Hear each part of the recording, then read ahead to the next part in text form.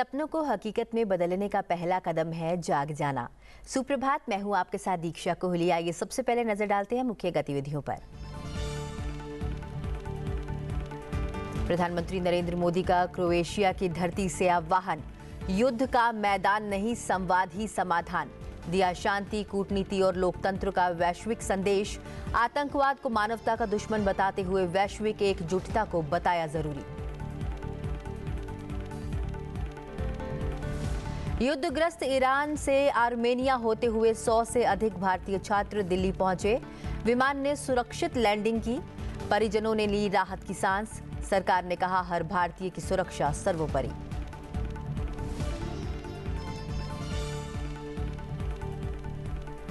Digital गिरफ्तारी और cyber ठगी रोकने को फिनटेक कंपनियां खोजें समाधान। वित्त मंत्री निर्मला सीतारमण ने कहा, सरकार देगी हर संभव सहयोग। फिनटेक को बताया भारत के डिजिटल भविष्य का स्तंभ।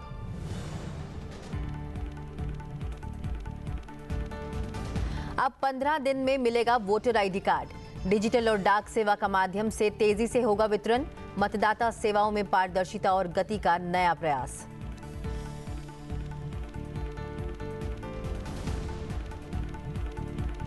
जल्द लागू होंगे इंडियन स्टैंडर्ड टाइम को लेकर अनिवार्य नियम। हर सरकारी और तकनीकी सिस्टम में भारतीय मानक समय IST का होगा पालन। समय मानकों में एकरूपता के लिए बड़ा कदम।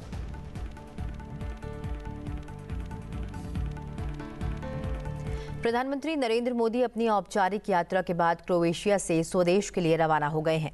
प्रधानमंत्री मोदी ने दोनों देशों के संबंधों में इस यात्रा को नया अध्याय बताया है। इस दौरान क्रोएशिया के प्रधानमंत्री आंद्रेज ने प्रधानमंत्री मोदी के नेतृत्व की सराहना की।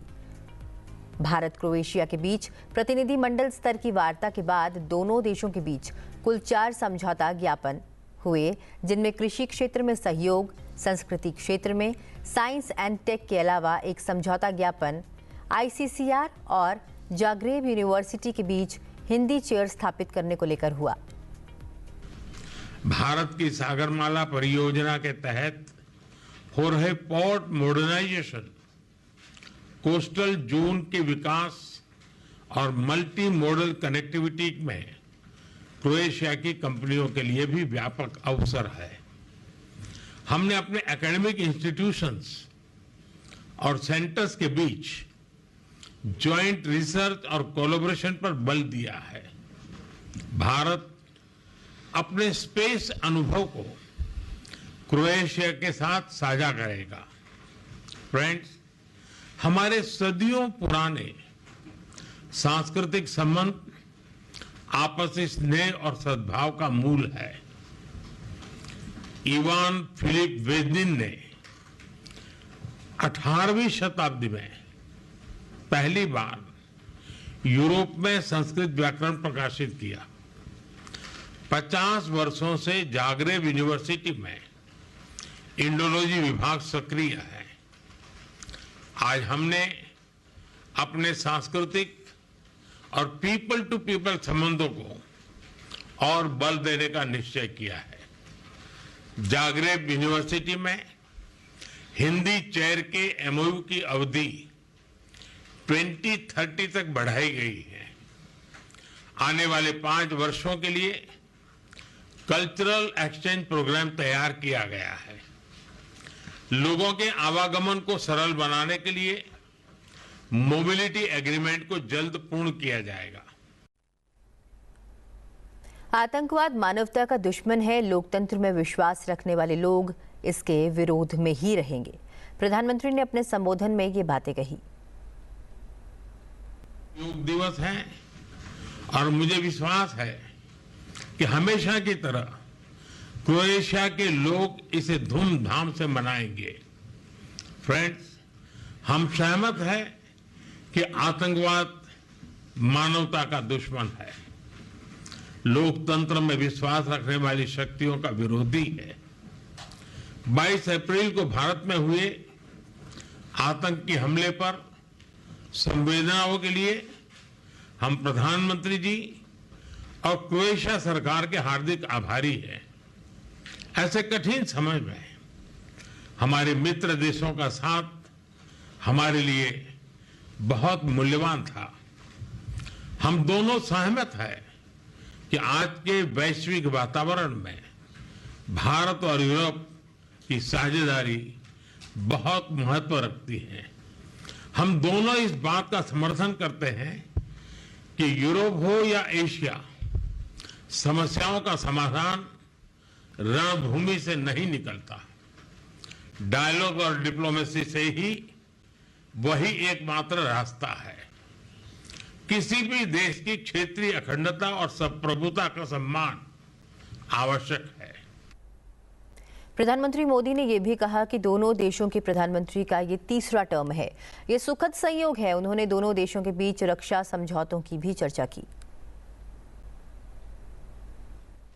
कि पिछले वर्ष भारत के लोगों ने मुझे और क्रोएशिया के लोगों ने प्रधानमंत्री आंद्रे जी को लगातार तीसरी बार सेवा करने का अवसर दिया है।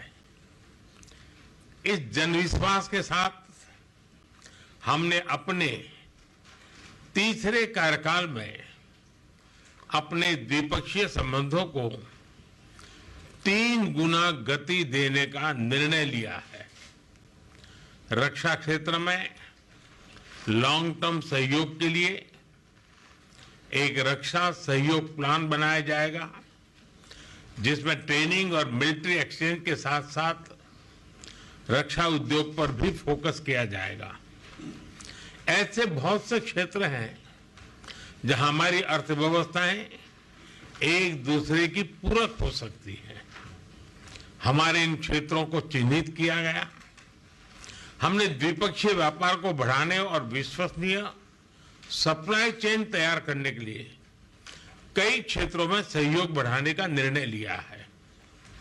हम pharma, agriculture, information technology, clean technology, digital technology, renewable energy, semiconductor, ऐसे कई महत्वपूर्ण विषयों में सहयोग को बढ़ावा देंगे। इससे पहले क्रोएशिया में प्रधानमंत्री नरेंद्र मोदी का भव्य स्वागत किया गया।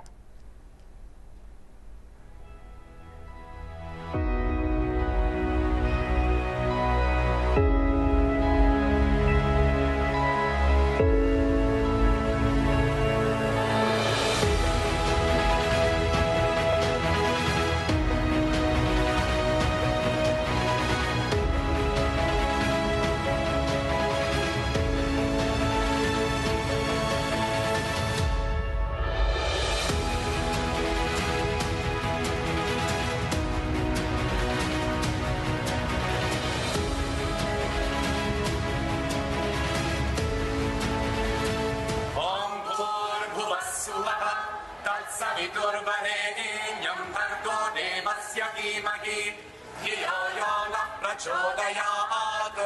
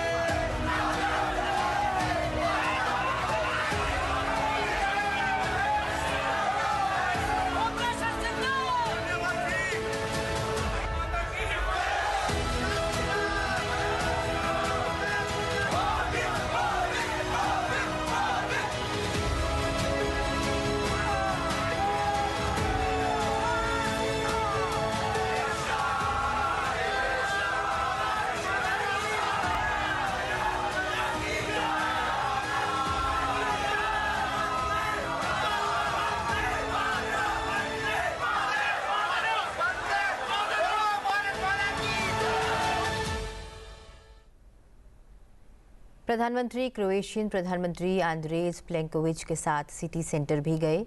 उन्होंने क्रोएशियन राष्ट्रपति जोरान मिलेनोविक से भी मुलाकात की। उन्होंने अपने विचार क्रोएशिया की पुस्तक में दर्ज किए। प्रधानमंत्री आंद्रेज प्लेंकोविच ने प्रधानमंत्री नरेंद्र मोदी के सम्मान में रात्रि भोज का भी आयोजन किया था। इस दौरान प्रधानमंत्री नरेंद्र मोदी ने दोनों देशों के संबंधों में इस यात्रा को नया अध्याय बताया। उन्होंने कहा कि समस्याओं का समाधान युद्ध के मैदान से नहीं आ सकता, बातचीत और कूटनीति ही एकमात्र रास्ता है। प्रधानमंत्री आंद्रेज प्लेंकोविच ने प्रधानमंत्री नरेंद्र मोदी के नेतृत्व की सराहना की। मुझे बहुत प्रसन्नता है कि जागरेब के इस सुंदर शहर में मुझे आने का अवसर मिला। भले ही ये यात्रा छोटी है, लेकिन इस दौरान मुझे आपके शहर की संस्कृति, जीवन शैली और यहाँ के लोगों की गर्मजोशी का सुंदर अनुभव हुआ।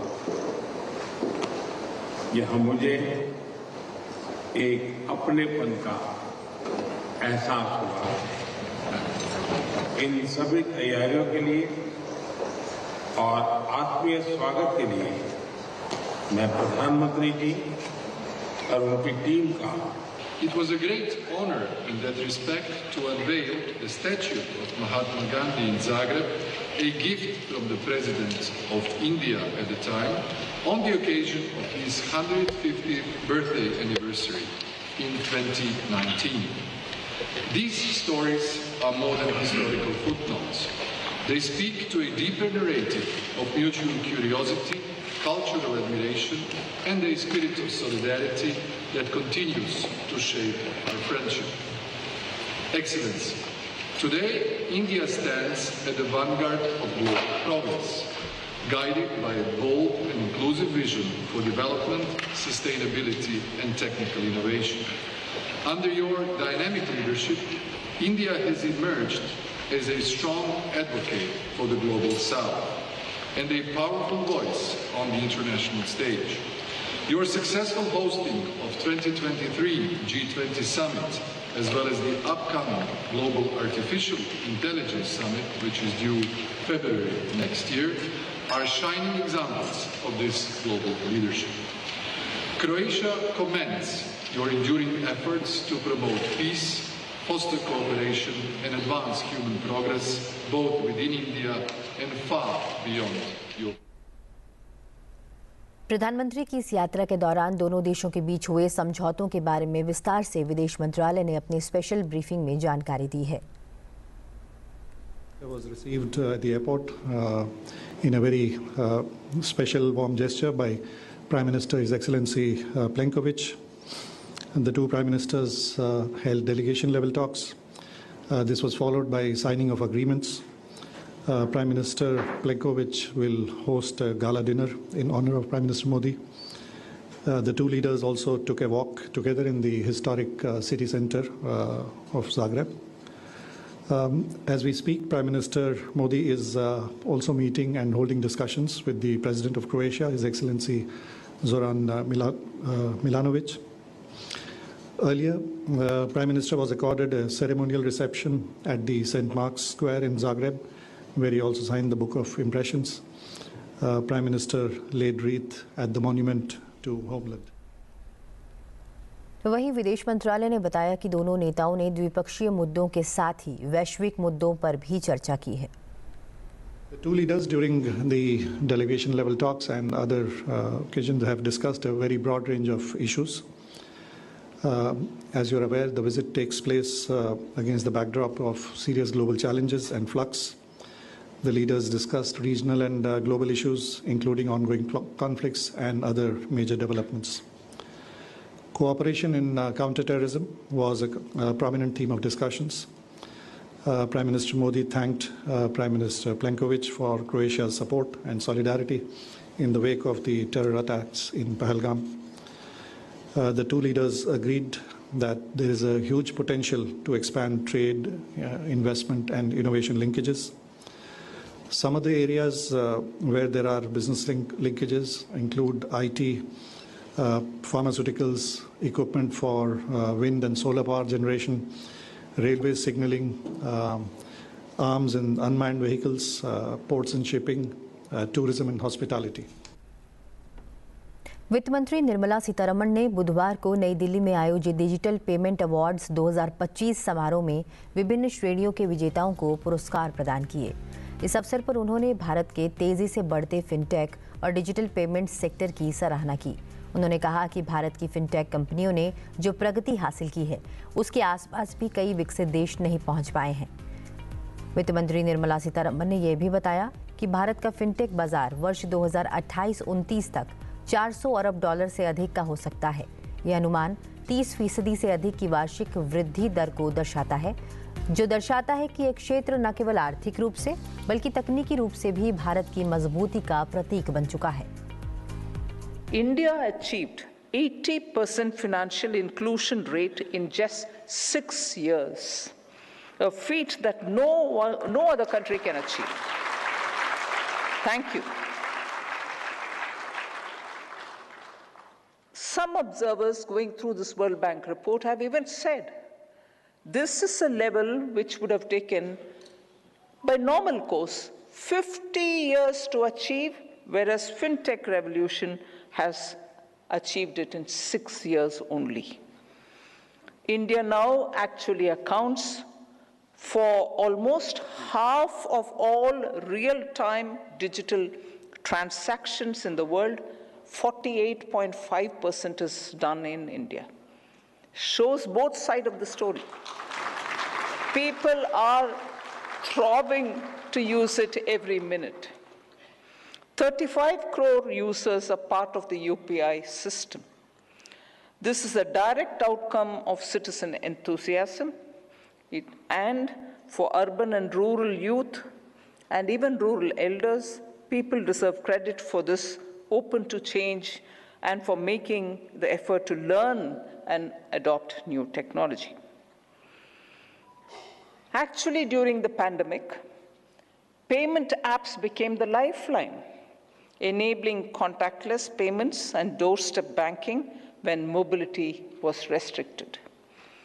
As per RBI's Digital Payments Index, which measures the overall usage of digital payments, it has quadrupled in the last 5 years from 100 in 2018, 100 in 2018, to 465 in 2024. And at this pace, as this pace is gaining momentum, for example, just last month in May, UPI transactions in May 2025, it stood at 1,867.7 crore transactions by volume and 25.14 lakh crores in terms of value. बढ़ते हैं अगली खबर की ओर। Israel और Iran के बीच चल रहे युद्ध को देखते हुए वहां रह रहे हजारों भारतीयों को सुरक्षित घर वापसी के लिए भारत सरकार ने ऑपरेशन सिंधु की शुरुआत की है। ईरान से भारत लाए जा रहे छात्रों का पहला जत्था बृहस्पतिवार को सुबह भारत पहुंचा। पहले जत्थे में 100 से ज्यादा छात्र शामिल हैं। ईरान में बिगड़ते हालात के बीच वहां फंसे 110 भारतीय नागरिकों को सुरक्षित निकालकर भारत लाया गया। सभी को लेकर एक विशेष फ्लाइट दिल्ली एयरपोर्ट पर उतरी। इन लोगों में शामिल यासिर गफ्फार नाम के छात्र ने बताया कि हमने रात में मिसाइलों को ऊपर से जाते देखा और जोरदार धमाकों की आवाजें भी सुनी। डर का माहौल था, लेकिन अब भारत पहुंचकर राहत मिली है। विदेश मंत्रालय ने कहा कि विदेशों में रह रहे भारतीय नागरिकों की सुरक्षा सरकार की पहली प्राथमिकता है। ईरान में 4000 से अधिक भारतीय नागरिक रह रहे हैं और उनमें से आधे छात्र हैं।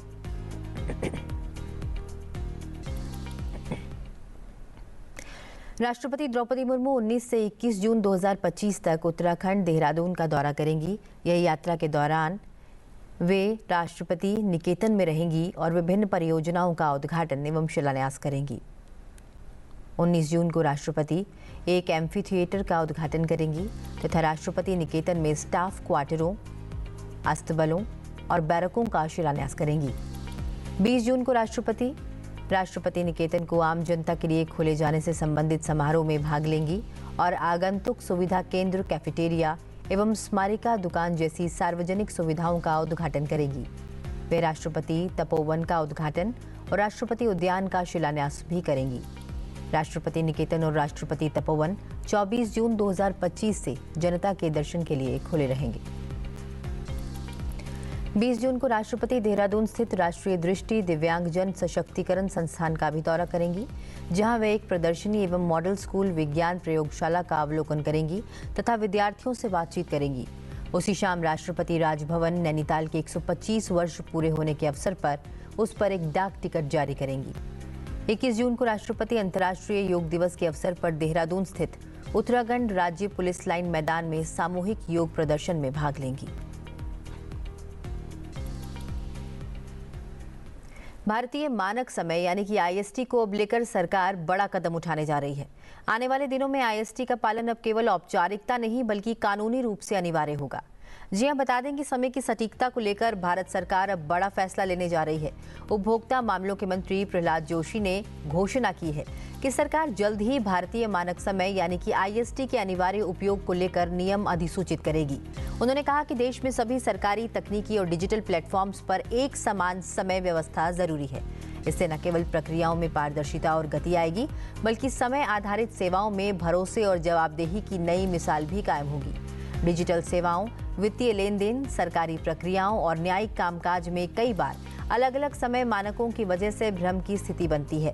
अब इन सभी में IST को ही मानक रूप से अपनाना होगा। अब वोटर ID कार्ड के लिए लंबा इंतजार नहीं करना पड़ेगा।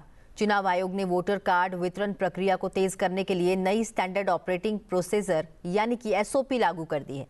इसके तहत अब 15 दिनों के भीतर मतदाता को उसका वोटर ID कार्ड मिल जाएगा और वह भी पूरी पारदर्शिता के साथ। चुनाव आयोग ने वोटर ID कार्ड यानी EPIC के वितरण को और सुगम और तेज बनाने की दिशा में बड़ा कदम उठाया है। नई SOP के मुताबिक EPIC जनरेशन से लेकर डिलीवरी तक हर चरण की रियल टाइम ट्रैकिंग की सुविधा मिलेगी।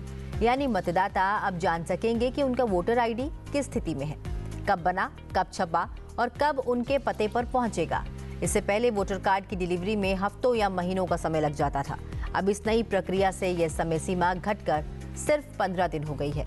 चुनाव आयोग का कहना है कि यह कदम डिजिटल सशक्तिकरण और मतदाता सुविधा को ध्यान में रखते हुए उठाया गया है। मतदाता सूची में नाम जुड़वाना हो या EPIC कार्ड प्राप्त करना, अब सारी प्रक्रिया अधिक पारदर्शी, तेज और ट्रैक करने योग्य होगी। चुनाव आयोग का यह कदम निश्चित ही मतदाता जागरूकता और भागीदारी को और मजबूत करेगा।